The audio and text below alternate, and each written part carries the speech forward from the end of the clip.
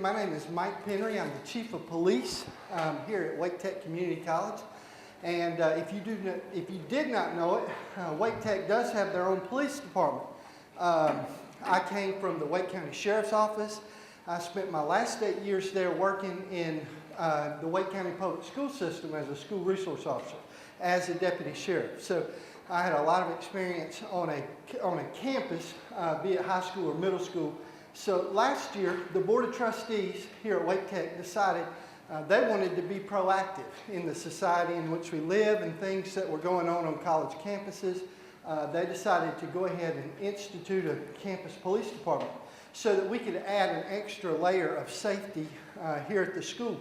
What had happened in the past, Wake Tech had contracted with a private security firm to provide security officers here.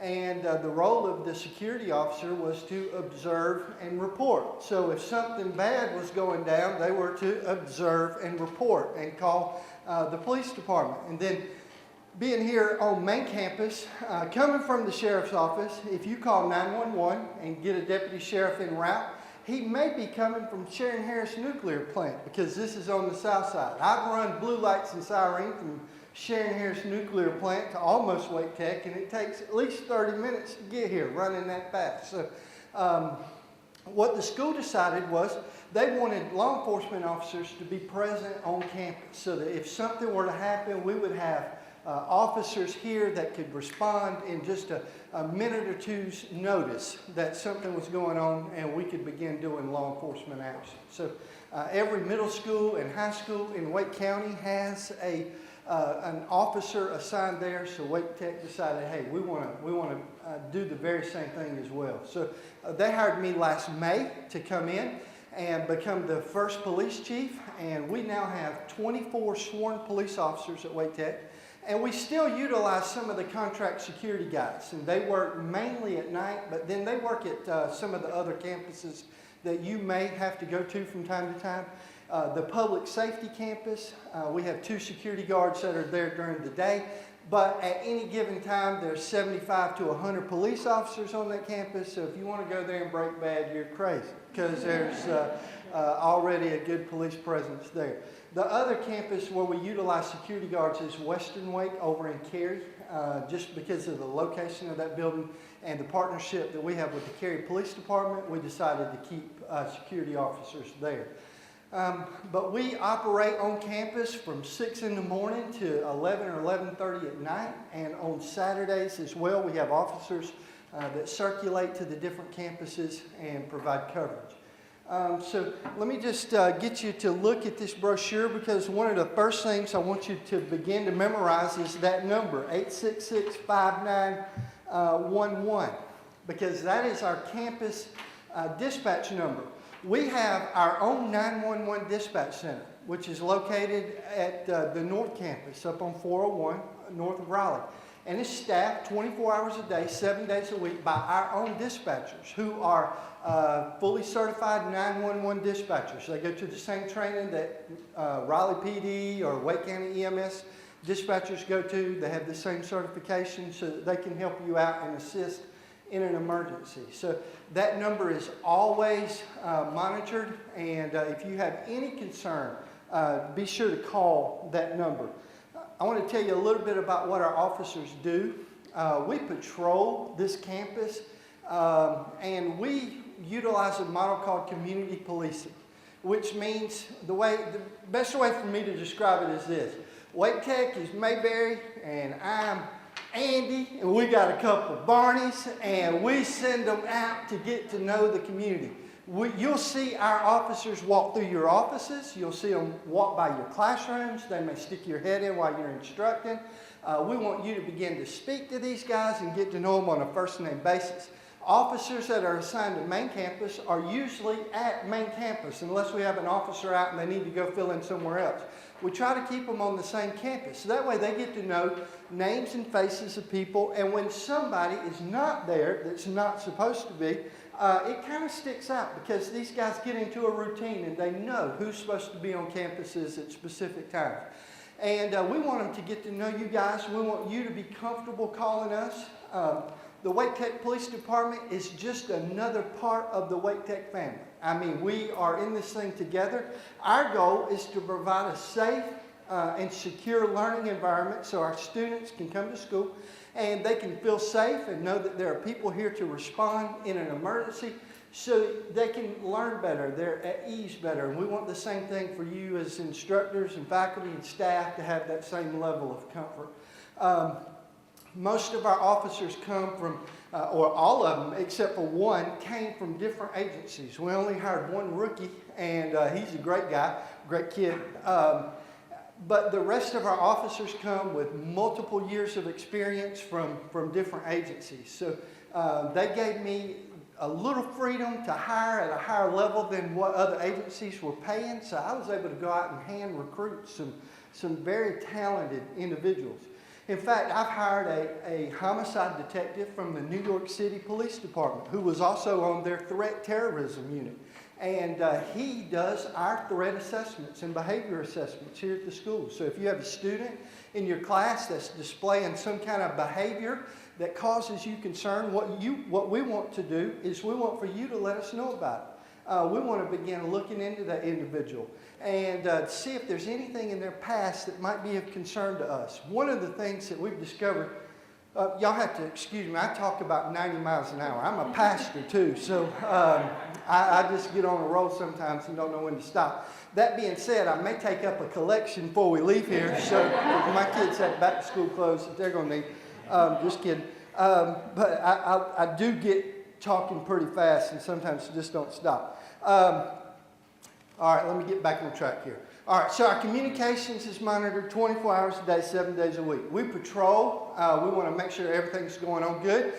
We like to patrol the parking lots. We want to make sure people are driving safe. We do write tickets here at school.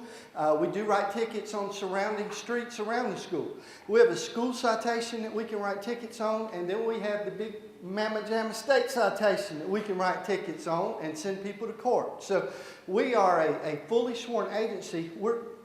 Wake Tech is so big, we have 6 campuses and multiple jurisdictions. So when the court system looks at us, they look at us as if we're like the city of Raleigh or the Wake County Sheriff's Office. We are a municipal police department. We're not some kind of special company police. We're just like a city in and of itself. So anywhere that Wake Tech rents or owns or leases property, that's where we have jurisdiction. So we patrol in cars, we patrol on foot, we patrol on bicycle, we patrol on golf carts and Polaris ATVs so that we can get around pretty quick. And you'll see our guys, they'll either be in this uniform or a bicycle uniform. And the bicycle uniform consists of shorts and a bright yellow shirt. Okay, I mean a neon bright yellow shirt says police. You will never see me in the bike uniform.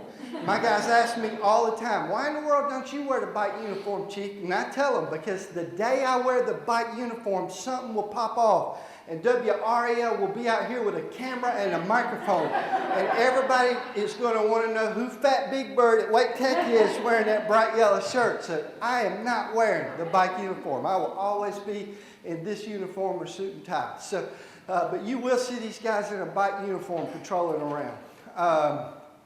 They have radios where we can communicate with every other agency in Wake County so that if something were to happen here at school, let's say we had a fire or a medical or emergency and we had the fire department en route or EMS en route, we can talk to those guys while they're coming and get that information that they need to them so that they're ready to do whatever's necessary.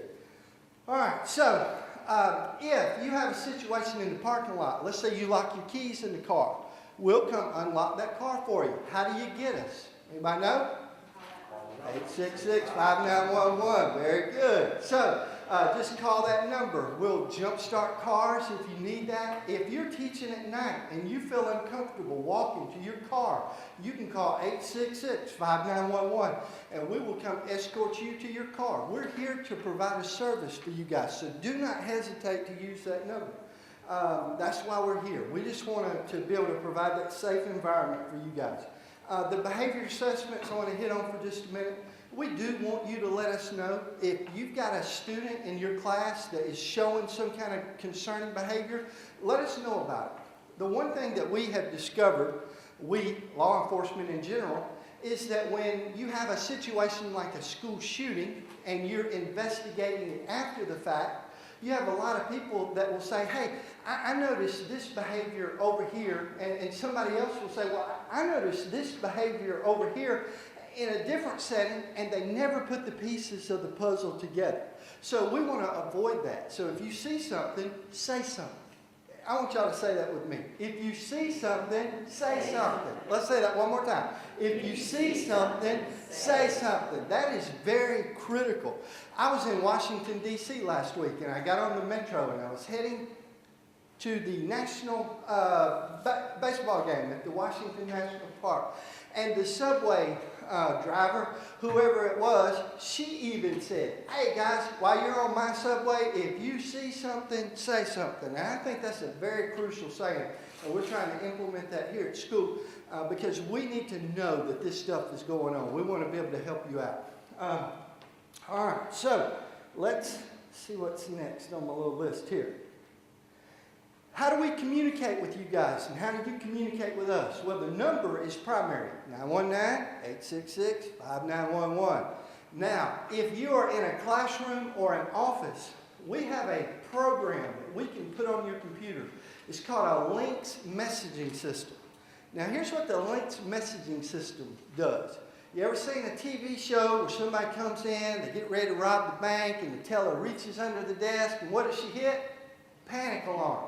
The Lynx messaging system operates just like a panic alarm. It's just an icon that will come on the bottom bar of your computer once we install it. It'll have, most of them have a circled green M. Some of them have a different icon, but most of them are circled green M. And let's say you're in your classroom and you're in your office and something is happening. Maybe two students get into an argument and you want to get the police there, but you don't have time to make that phone call and give out all that information. All you do is click on that green M, and we come around.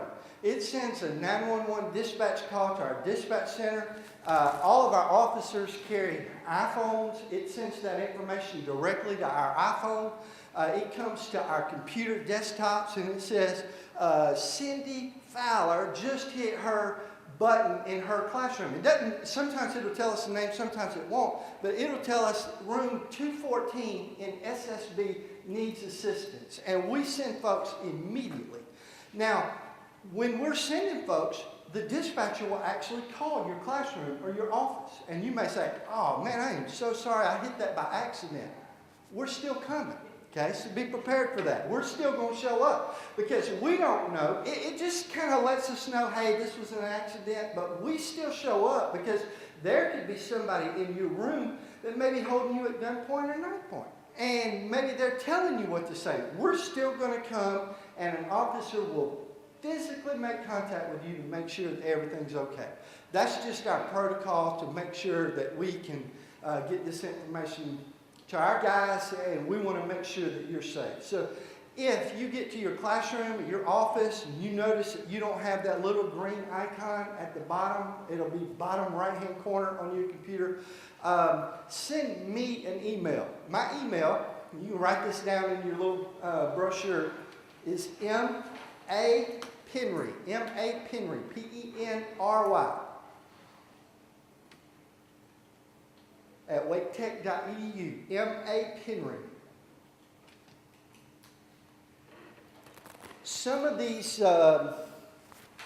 icons we can email to you, and you can just install it through a couple of clicks. Some of the computers, depending on their configuration, I actually have to send, we have an IT liaison who is from the police department who handles all of our IT stuff. She will actually physically come to your office and install it. So that's one of the coolest technology things that we have is that Lynx messaging system so that you can get us immediately. Is that the same, just the police head figure? Some of the older icons have a police head figure on it as well. And we would just click that. Yeah, and if you want to test it out, it's okay. Call that dispatch number before you do. And I don't have a problem with you testing it out because we want to make sure it works. And maybe you're taking somebody's spot and maybe they've moved offices. The thing about the Lynx messaging system is sometimes it'll give us inaccurate information, so we want to make sure that yours is correct. So just out the 866-5911, tell them, hey, I'm going to test this button, I want to make sure it works, and that way they'll let us know, and if we got you on the line beforehand, we may not send an officer out. When we click it, does it show us anything? I don't know. I just see the receiving end. Try it, find out, let me know, so that I know. But it comes, I get them on a regular basis. It happens. Most of them are false alarms, but we do get some, especially right now in financial aid. It's not unusual for somebody to get mad and pop off, and they want us to come escort them out. But I don't know what shows up, honestly, on your side of the computer. Try it and let me know. So I hope, I don't know. I don't think anything shows up. You just click it and it'll click, you can see the action, and then the Calvary goes. All right. I've been on the testing it. Well, here's the second thing that we have in place here at Wake Tech to get information to you is on the back of your brochure. You'll see Wake Tech Warn. One thing that we want you to do is go to Wake Tech's main webpage. You'll see that banner, Wake Tech Warn, and we want to ask you to click on that and to set up an account. Now, why we're doing that, here's why. Wake Tech Warn automatically pulls your Wake Tech email address into the database. And if we have an emergency on campus and we need to get you information, you get us information through the Lynx messaging system. We get you information through Wake Tech Warn. Let's say you're teaching a 9 o'clock class on Tuesday night and a tornado is bearing down on Wake Tech and we want to let you know about it. We send out our information through Wake Tech Warn. Now it automatically downloads your Wake Tech email address from our DataTel program. But what it does not do, it does not keep up with cell phone information. So if you want to receive this via text as well, you can sign up for that. We also have the ability to isolate by campus where this information goes to. Let's say we have a tornado bearing down on main campus, but North Campus and Health Science and Western, they're not affected.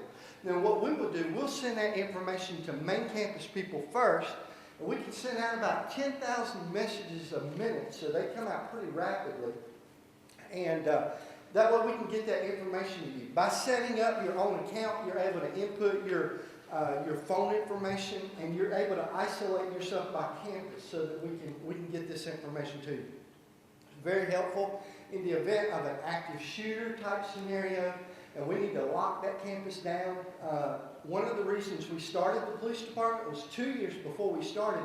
We had 2 lockdowns within a year. So because of possible, one was a domestic where a guy was supposedly going to come on campus with a weapon. The other, that was here at main campus, the other lockdown was on North Campus where it turned out to be a hunter that was in the area but caused us to go into lockdown.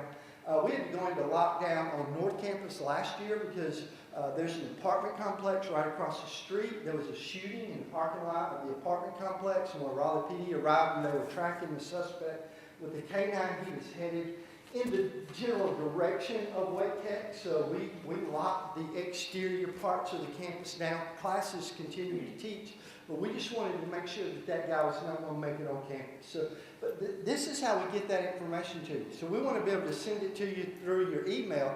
But if you're teaching, if you're like me, my phone's always on, it's always vibrating, and you'll see, it'll come up, it'll say either Campus Police or Wake Tech Warrant, and then you'll know, hey, I need to pay attention to this message. So this is for students, faculty, and staff. It's for helicopter moms that want to just watch what's going on with their kids, and for parents, anybody can sign up for it. In the areas where our schools, we're surrounded by elementary schools. There's an elementary school right in the back parking lot of North Campus. We've asked their faculty and staff to get on this same system so that if we go into lockdown, there's a pretty good chance that they need to be going into lockdown as well. So anybody that you know that you think needs to be a part of this, let them get on. If your spouse wants to get onto it, that'll be fine as well. Any questions about that? All right. Told you, we're going to fly through this. All right, so I've kind of given you a pretty good general idea of what we do. Does anybody have any questions before we go any further? Kind of a protocol question with the review. A lot of us just sat through the Dean of Students. Uh-huh. So what's sort of the relationship? I mean, I would think if it's urgent and an emergency, we would be coming to you, and if it's a questionable behavior, conduct kind of thing, we would start with Dean of Students.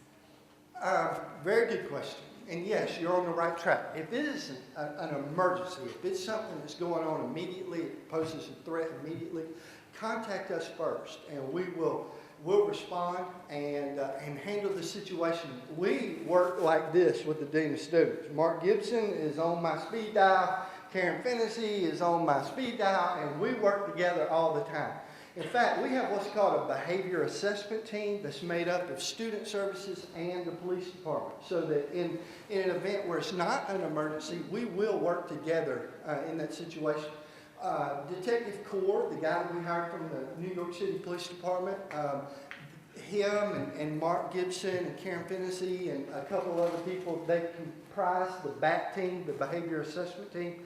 And they begin looking into these situations as well so that we can determine if we need to put an action plan together with this student, if we need to impose some type of restrictions on them.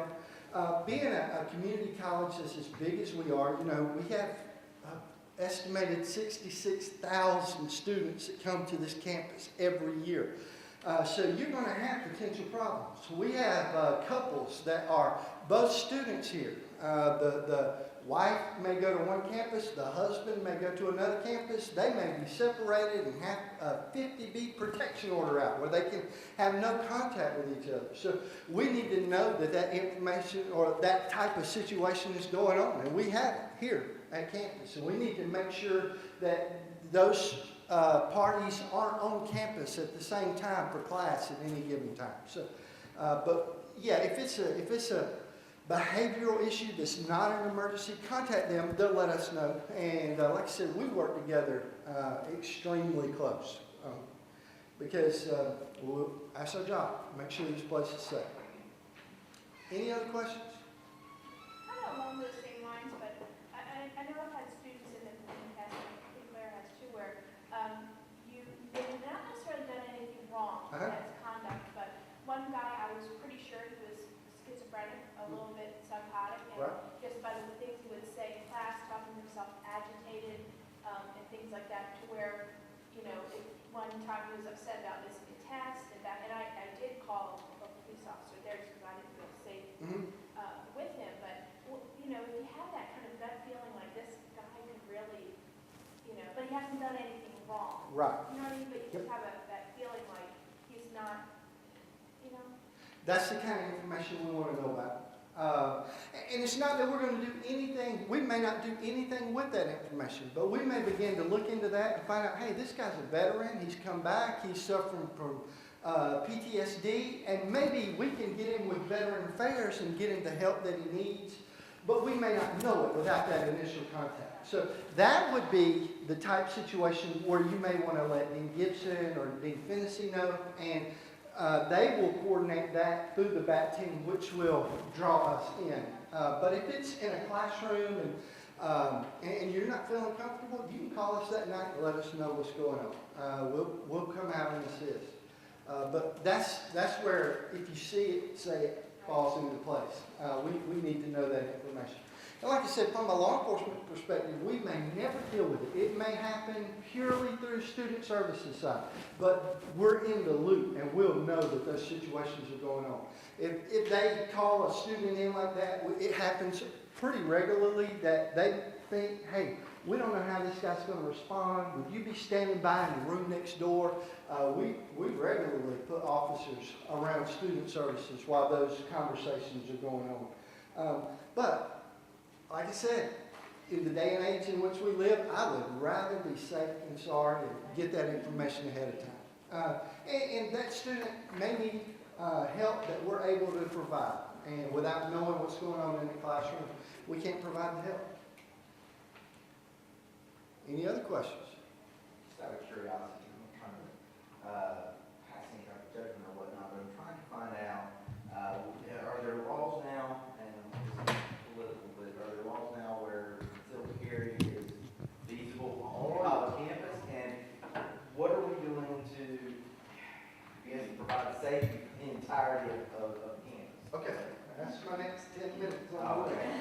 All right, so, July 29th, Governor McCrory signed into law House Bill 937.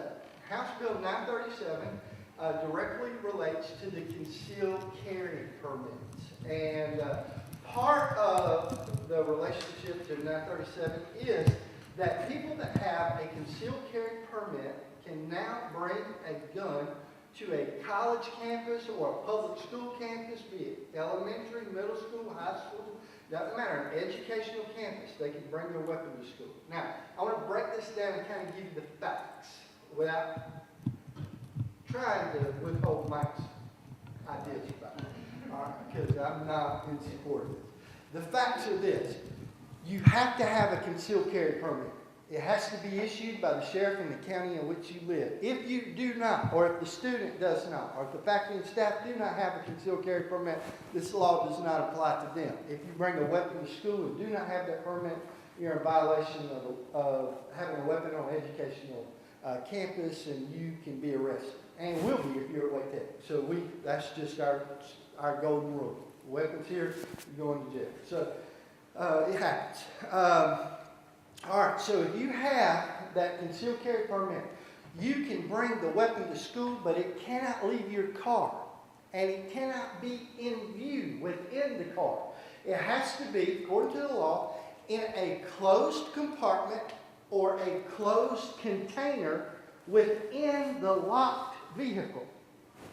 Or it can be locked in some type of compartment that is securely affixed to the vehicle. But they don't tell us what that means. So here's what I will assume. What I'm assuming they mean at that point is like a pickup truck with an affixed toolbox, like one of the stainless steel toolboxes that's attached to the back that cannot be removed. Then you can lock your gun in that type of container. But it cannot be in view, and the car has to remain locked. The law specifically states that it's locked when you drive onto the campus, you unlock the car, you exit the vehicle, you shut the door, you lock the door.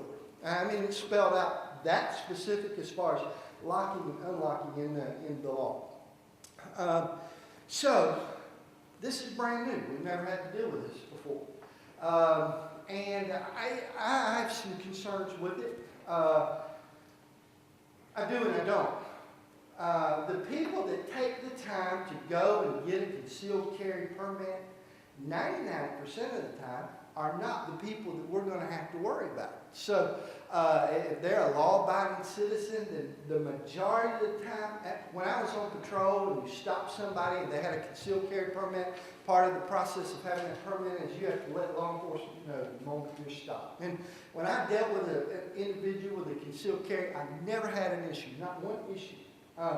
The problem, I believe, for us is going to lie in the fact that, let's say, Joe Blow knows, hey, he's bringing a weapon to school every day, and it's in his glove box, and it's in his car, which is usually parked on the backside of the satellite parking lot at the back of school, and it's pretty isolated back there. And I'm going to start breaking into these cars and seeing if we can steal these weapons. So that, I think, is going to be our biggest liability, is if I see anything coming from this, it's going to be the increase in break-ins in cars. Now, the other one could be something goes on at school and somebody says, well, I'm going to step in here, I'm going to run out to my car and get my gun to see what I can do.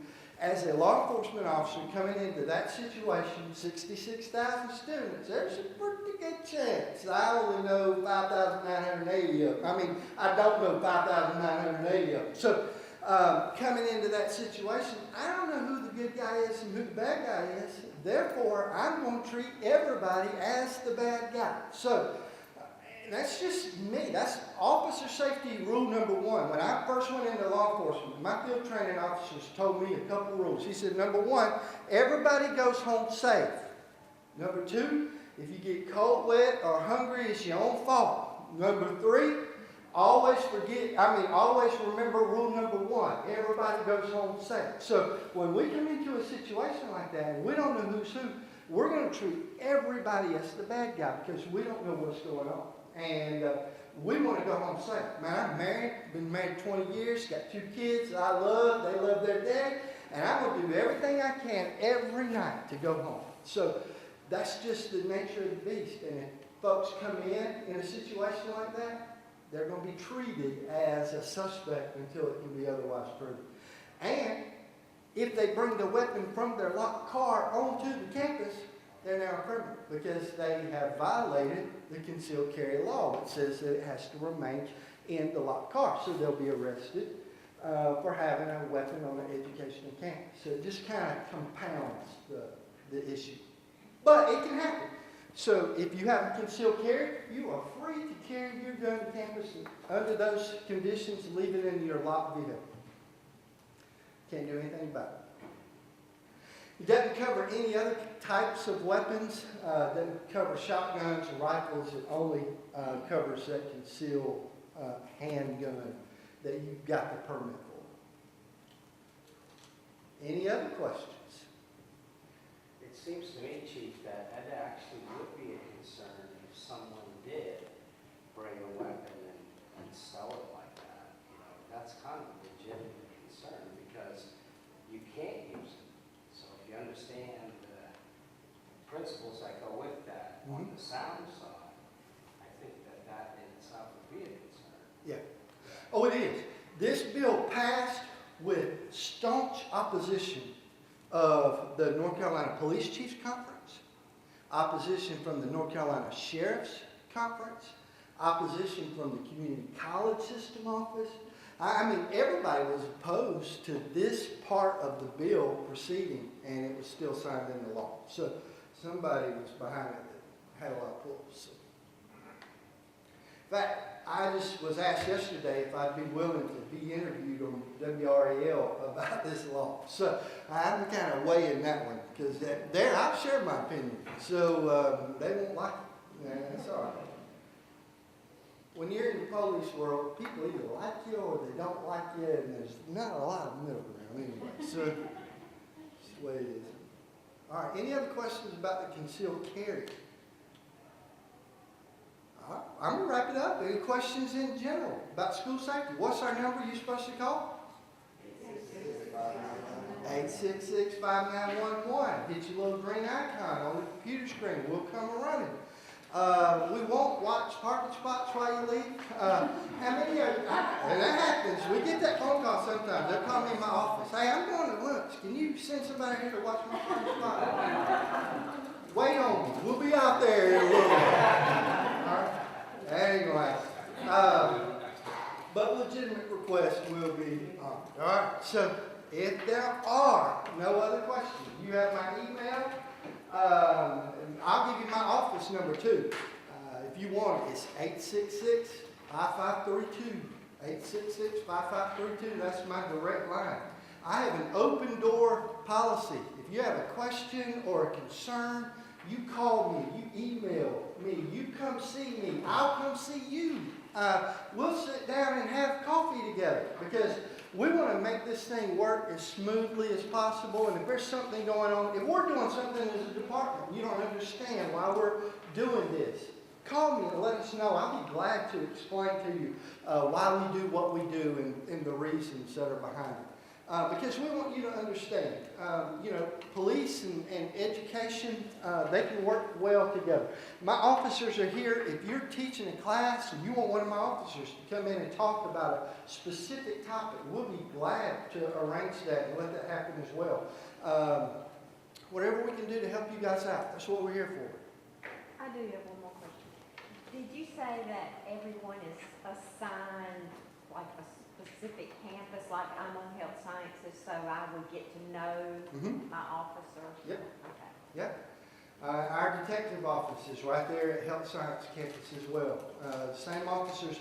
Like I said, occasionally we'll move them for a week or two, and that's just to kind of reorient them with a different campus. We want our guys to be oriented with all of the campuses in the event of an emergency, that they can go and know exactly where Building A, Room 212 is on North Campus. And if they have to fill in for somebody that's sick on North Campus that day, we try to, but for the vast majority of the time, we keep those officers on the same campus. Now, we do have sergeants that float around. I have a lieutenant and a major that work for me, and we float around. If you call my office, you may not get me. I am a working chief, which means if I don't have a meeting, I'm not sitting in an office. I'm going to be walking or riding and visiting. I'm the chief. I call it shaking hands and kissing babies, and that's what I get to do, is go out and talk to people and find out how things are going. So you'll see me floating around as well and sticking my head in. Just love for you to say hey, and that's just how I work. I work first shift. I work second shift. I'll be here till 11 or 12 o'clock at night because I've got guys that work second shift. I worked under Donnie Harrison. I don't know if y'all know anything about him. Donnie's a great sheriff. But I have been out on Friday night at 3 o'clock in the morning on a call and turn around and him standing right behind me. And I learned a lot from that as far as leadership. First thing I thought was, did I do anything or something I've done? And then I thought, man, my boss has my back. And that's the coolest feeling in the world, to know that your boss, if you're going to be out there working, he's going to be out there working. So I try to I learn from that, and I want to implement that with my guys as well. So you'll see me out all different times. I'm just curious, this non-emergency number, where does that exactly? It goes to the dispatch center as well. Let's say you need a door unlocked. If you go to your classroom and for some reason it's locked and you can't get in, you can call the emergency number for that. Call the non-emergency number. We'll be glad to come unlock that for you and let you in. We do handle all of the door unlocks at campus. So we have guys that come in early and get everything open, and then they're here late at night and they get everything locked back down. So if you need to get in somewhere and you need access somewhere, call that number. We'll be glad to let you in.